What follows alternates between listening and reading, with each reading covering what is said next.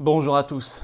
L'Assemblée nationale, cette nuit, entre le 22 et le 23 juillet 2021, a littéralement planté un poignard dans le peuple de France. Ce coup de poignard dans nos principes les plus sacrés, ceux de liberté, ceux d'égalité de traitement, ceux de la fraternité qui doit nous rassembler, contre l'apartheid, les discriminations, a été voté par 40% des députés seulement qui étaient présents, 60% n'étaient même pas dans l'hémicycle, je vais y revenir. Alors il y a plein d'étapes maintenant, plein de mobilisations, plein d'espérances, plein de possibilités. Ne vous inquiétez pas là-dessus et de toute façon, vous le savez.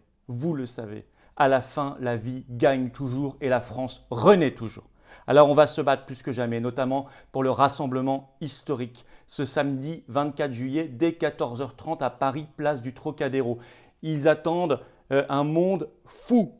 Et nous, organisateurs, les patriotes, pour notre 36e semaine de mobilisation, nous attendons un monde fou. Venez, faites venir, plus que jamais, je sais que c'est l'été, mais plus que jamais, il faut montrer que le peuple français est debout, libre, digne, montrer le meilleur visage de lui-même. Et dans ce rassemblement historique au Trocadéro, ce sera l'union sacrée. L'union sacrée. Nous aurons une foule de personnes qui viendront témoigner de terrain, des infirmières, des pompiers, des soignants, des commerçants, des restaurateurs, etc. Nous aurons aussi le mouvement VIA, Jean-Frédéric Poisson, nous aurons Maître Divisio, évidemment, nous aurons des amis en duplex d'Italie, parce qu'en Italie, ils se battent contre un pass sanitaire qui doit arriver le 6 août aussi. Ils sont descendus dans la rue hier, les Italiens. On nous en parlera avec des élus qui se battent contre cela depuis Rome. Et puis nous aurons le Cercle Aristote, Pierre-Yves Rougeron et tant de personnalités, le collectif Peuple Libre, des mouvements politiques, bref, l'union sacrée. Voilà, je vous attends ce samedi 24 juillet, 14h30, place du Trocadéro à Paris pour le rassemblement historique qui doit être un coup de tonnerre, qui doit tomber sur la tête de l'oligarchie de Macron et de son gouvernement. Un seul mot d'ordre sur les pancartes, les affiches, liberté. Ramenez aussi beaucoup de drapeaux français évidemment. Pour information, on fait sur cette chaîne un direct à 19h30 ce vendredi soir, vendredi 23 juillet. Je répondrai à vos questions évidemment en direct, on échangera ensemble. Soyez bien à l'heure à 19h30 parce qu'il ne durera pas très longtemps. Mais je tenais à faire ce direct questions-réponses avec vous sur cette chaîne. Profitez-en d'ailleurs pour vous abonner à la chaîne YouTube maintenant. Là, ça prend 2 secondes. C'est extrêmement important. Et la pétition pour le référendum national sur le pass sanitaire est toujours en ligne sous la vidéo en description. Il faut la signer, il faut la relayer, la partager autour de vous. Je compte sur vous. Alors, je vais vous expliquer ce qui s'est passé ce 23 juillet au petit matin à l'Assemblée nationale. Ils ont voté la loi relative à la crise sanitaire, tout simplement. Elle arrive maintenant au Sénat où le gouvernement veut que ça soit voté avant la fin du week-end, puis elle sera étudiée par le Conseil constitutionnel qui va être saisi. Donc là, on va voir ce qui va se passer, on en reparle juste après. Alors, pour que l'Assemblée nationale vote et vote très vite, il y a eu des pressions gigantesques, presque inédites de la part du gouvernement qui prouvent qu'on est vraiment en tyrannie. Il faut savoir que ce 22 juillet, dans l'hémicycle, le ministre de la Santé, Olivier Véran, déclare ceci, je cite, « La situation sanitaire est inquiétante. » Si vous regardez les chiffres de réanimation et d'hospitalisation, ce n'est pas vrai, ça n'est pas vrai. Bon. Il ajoute, « Il y a une urgence à légiférer. Le pass sanitaire, on en a besoin tout de suite. »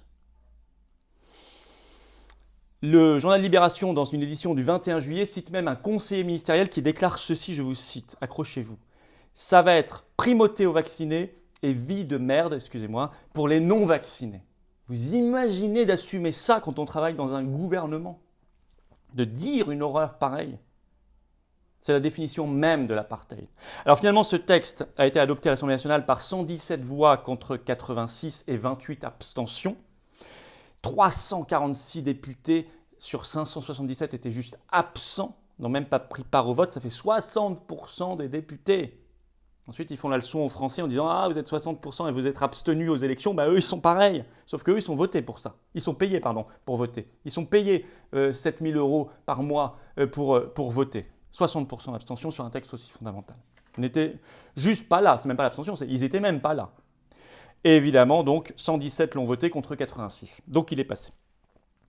Alors, ce qui est intéressant quand même, on va regarder un petit peu le détail. Ce 22 juillet, dans l'hémicycle, Olivier Véran est présent. Il a refusé la mise en place du pass sanitaire pour l'Assemblée nationale et le Sénat. Le pass sanitaire, c'est pour les gueux. C'est pas pour eux. Au motif, je cite, qu'il y aurait un risque d'inconstitutionnalité élevé. Sûrement. Mais alors, l'inconstitutionnalité pour les Français qui n'auront plus aucune liberté, pour 2 catégories de Français qui n'auront pas les mêmes droits, ça ne le dérange pas, ça? Là, ça ne l'interroge pas. Ça l'interroge uniquement quand ça concerne les députés et les sénateurs, en réalité. Voilà ce que c'est que la définition d'une oligarchie et d'une caste. C'est ça le covidisme. Je vous l'ai expliqué depuis le début. Depuis des mois, je vous le dis. C'est un monde de caste et d'oligarchie. Qu'est-ce qu'il y a dans cette loi ? Alors, on avait une toute petite avancée, c'est que l'après-midi du 22 juillet, l'Assemblée nationale avait voté contre l'extension du pass sanitaire dans les hôpitaux, ce qui est quand même la moindre des choses, parce que c'est dramatique de mettre un pass sanitaire pour entrer à l'hôpital, et dans les EHPAD, pareil. Figurez-vous que le gouvernement les a fait revoter cette nuit et qu'ils ont voté finalement qu'il y aura bien un pass sanitaire pour rentrer à l'hôpital ou dans les EHPAD, sauf cas d'urgence. Mais le problème, c'est comment vous définissez ce qui est une urgence ? Bien le problème qui d'ailleurs a été posé dans l'excellent rapport de la défenseure des droits qui parle du grave risque derrière cette affaire. Par ailleurs, dans la loi, il y a extension du pass sanitaire, on le sait, notamment au restaurant, etc., avec amende de 135 € si il n'est pas là, pour les récalcitrants. Quant aux exploitants, donc cafetiers, bistrotiers, restaurateurs, gérants de salles de spectacle, de loisirs, etc., de culture, les exploitants qui ne contrôleraient pas, ils peuvent avoir jusqu'à 9 000 € d'amende et 1 an de prison. Par ailleurs, il y a quand même exemption jusqu'au 30 septembre prochain pour les 12-17 ans, un petit répit, mais ça n'est qu'un répit. Et puis, d'une mesure antisociale d'une brutalité inouïe. Figurez-vous que les salariés des établissements concernés par le pass sanitaire pourront voir leur contrat de travail suspendu sans rémunération s'ils ne présentent pas leur pass sanitaire, avec licenciement possible au bout de 2 mois. Ça, c'est inédit. Et là, on entend, mais où sont les syndicats ? Où sont les syndicats ? Nous jouons le rôle de tout là en ce moment. Opposition, syndicats, tout le monde, sous une seule casquette. C'est incroyable. Et on organise en même temps les manifestations, etc. On offre tout ça aux Français, mais enfin, c'est quand même incroyable. Où sont ces gens-là ? On ne les entend pas. Alors que là, c'est un recul social, une attaque sociale, une brutalité inouïe. Par ailleurs, ils ont voté la vaccination obligatoire pour une série de professions, notamment les soignants, les pompiers, etc., que j'appelle à se mobiliser au Trocadéro ce samedi, à venir. Et puis l'isolement obligatoire en cas de cas positif. Et puis, ils ont voté, alors quelque chose, on n'avait pas entendu parler, concernant les directeurs d'établissement, je vous lis ça, c'est dans la loi. Les directeurs d'établissements scolaires pourront avoir accès au statut virologique et vaccinal des élèves pour, je cite, faciliter l'accès aux campagnes de vaccination organisées dans les établissements scolaires et organiser, je cite, des conditions d'enseignement permettant de prévenir les risques de propagation du virus. Ça veut dire quoi ? C'est-à-dire qu'ils mettront peut-être en distanciel les élèves non vaccinés. Puis demain, les professeurs. Enfin, réveillez-vous. Parents d'élèves, professeurs, enseignants, réveillez-vous. Jeunes, étudiants, réveillez-vous. Si vous ne l'êtes pas encore, debout. Je vous attends au Trocadéro ce samedi à 14h30. Il y a aussi plein de rassemblements partout en France. Vous allez notamment sur la première page de les-patriotes.fr. Vous avez tous les rassemblements.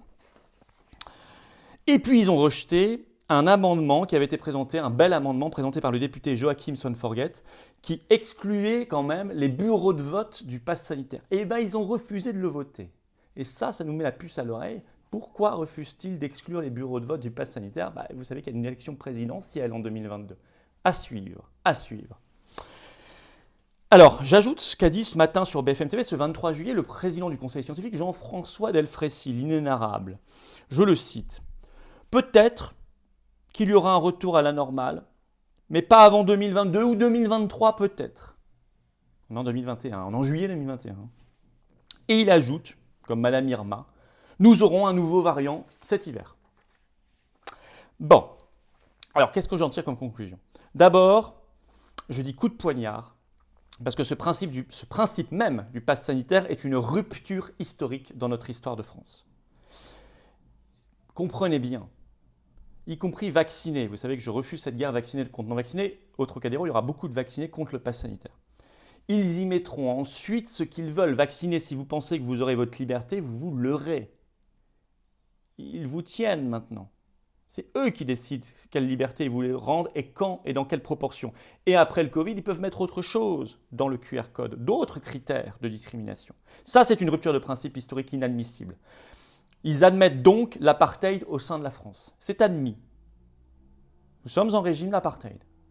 Ils admettent par ailleurs une méthode de gouvernement fondée sur la brutalité et l'inhumanité. Brutalité, inhumanité, absence totale d'empathie. Vu ce que je viens de vous dire, Delfraissy ce 23 juillet matin sur BFM, ils vous baladeront tant que vous vous soumettrez docilement comme des moutons. Plus vous pensez obéir pour avoir votre liberté, plus on vous enlève vos libertés. Comprenez-le bien. Ça suggère une réaction rapide, forte. dans la paix, dans la force, dans la solidité, dans la sérénité, exactement ce visage de résistance que nous montrerons massivement après le succès magnifique du 17 juillet, ce 24 juillet, pour le rassemblement historique au Trocadéro à 14h30 à Paris. Qu'est-ce qui reste comme étape? Ça doit passer au Sénat ce week-end, on va suivre ça de près. Puis saisine du Conseil constitutionnel. N'oubliez pas qu'en juin 2020, le Conseil constitutionnel avait censuré à la surprise générale la loi Avia. Alors pourquoi pas? Pourquoi pas une bonne surprise? Mais on va suivre ça de près. On va mettre pression. Et pourquoi il faut se rassembler au Trocadéro? Pour mettre pression justement sur le Sénat et sur le Conseil constitutionnel, toutes ces institutions, pour mettre une pression maximale. 24 juillet, union sacrée, plein d'intervenants, y compris italiens, etc. Plein d'intervenants, Maître Divisio notamment. Samedi, 24 juillet, 14h30, rassemblement historique, place du Trocadéro à Paris. Arrivez même avant si vous pouvez, tellement il y aura de monde, des dizaines et des dizaines et des dizaines de milliers de personnes. Un mot liberté, un drapeau, le drapeau français. La pétition pour le référendum sur le pass sanitaire se trouve sous la vidéo en description, signez-la, partagez-la. Abonnez-vous à cette chaîne, rendez-vous en direct YouTube ce vendredi à 19h30 ici, donc ce vendredi 23 juillet. Questions-réponses avec vous. Et si vous voulez nous aider pour l'organisation de ce Trocadéro, on paye tout de A à Z, mais on l'offre aux Français, comme on avait fait le 17 juillet pour le défilé. Mais on prend en charge tout, on n'a pas un centime de l'État. Si vous voulez nous aider, adhérer, réadhérer aux Patriotes, avoir cette carte orange de résistant, le lien se trouve sous la vidéo en description. Le lien pour faire un don de soutien au mouvement se trouve également sous la vidéo en description. Tout ça, c'est défiscalisé aux 2 tiers pour vous. Le lien pour adhérer est également en commentaire épinglé, et ici en cliquant directement sur l'écran. Bravo à ceux qui adhèrent, bienvenue. Bravo aussi à ceux qui font un don de soutien pour toutes nos actions et cet été de résistance. Et je vous attends ce vendredi 19h30 sur direct YouTube sur cette chaîne. Abonnez-vous et je vous attends ce samedi 24 juillet 14h30 au plus tard, place du Trocadéro. Si vous arrivez un peu en retard, c'est pas grave, mais enfin essayez de venir le plus tôt possible. Place du Trocadéro à Paris pour ce rassemblement historique où il y aura un monde fou dans l'Union sacrée. Vive la France!